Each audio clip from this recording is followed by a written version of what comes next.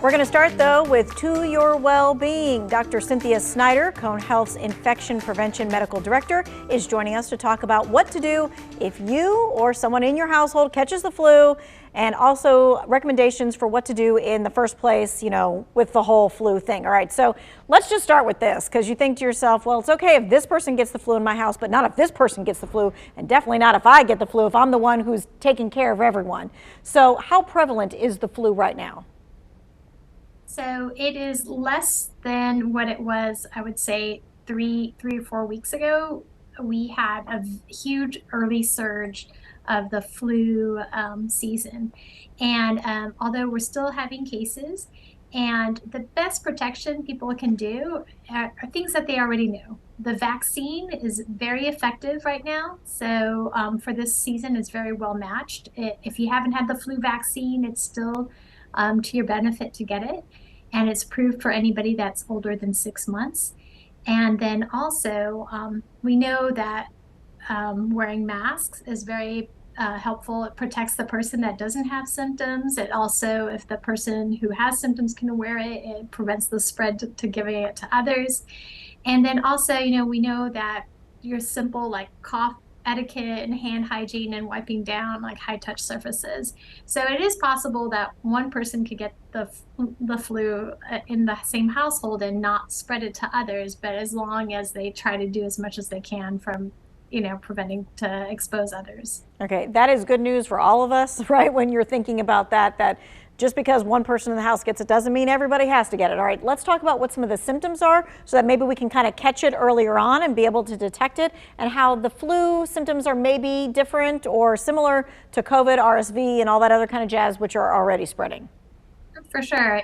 This season has been very perplexing for a lot of us. We know that there's flu out there, there's COVID, and then an RSV, as well as other cold strains. So the flu usually has, high fevers, sore throat, cough. It's usually a dry cough, but you feel like you have like just achiness of like your bone, yeah, like your whole body. The challenge is that the latest strain and previous strains of COVID seems very similar.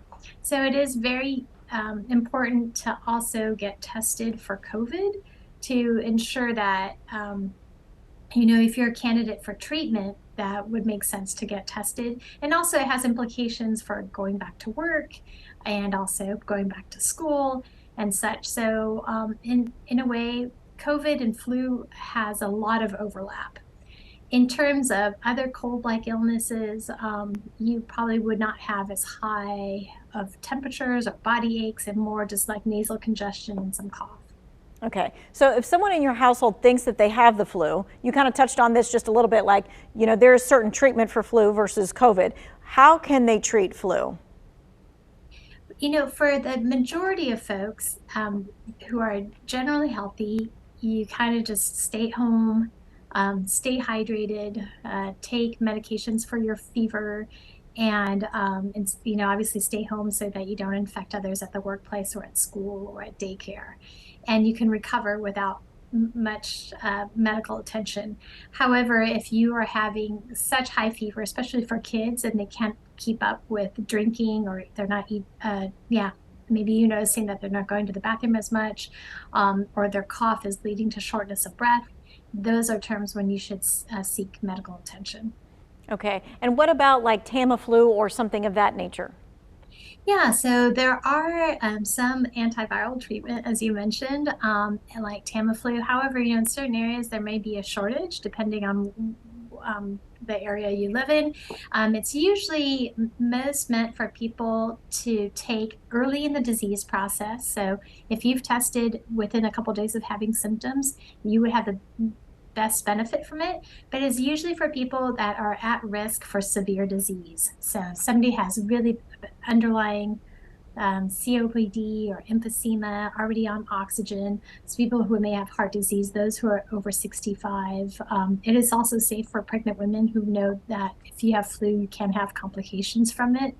So, and it's usually given to folks who are hospitalized for flu at the hospital as well. Okay. All right. So flu is one of those things where you might want to contact your healthcare provider. You might want to have an in-office visit or a virtual visit, or when do you have to go to the emergency room for flu? We're going to talk about that when we come back after the break.